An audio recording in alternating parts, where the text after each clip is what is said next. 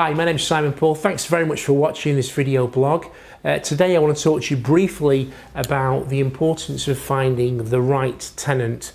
Now, there are typically a small variety of tenants. You've either got people who are working full-time, you've got people who are unemployed in between jobs and they're getting rental allowance from the government. This is in the UK. And then you've got students. Now, I've dealt with all three.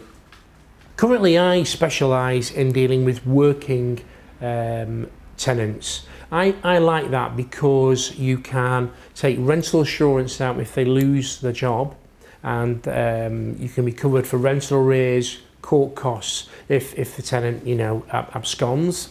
I've dealt with DSS tenants, and there's pros and cons. Of them, they're not as discerning on the property they'll rent.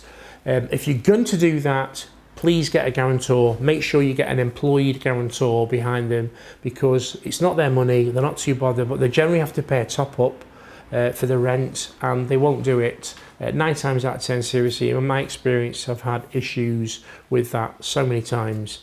And your third one is students.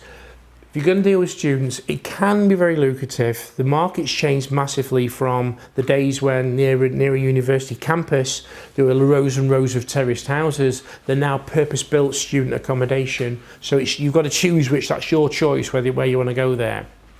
My advice to you is, don't buy somewhere like a terraced house near a student accommodation area if there are going to be purpose-built accommodation, because they're going to be a lot smarter, they're going to be more appealing to the students, they don't mind paying a bit more, and that's where I would go. Plus, with students, make sure you get quarterly up front.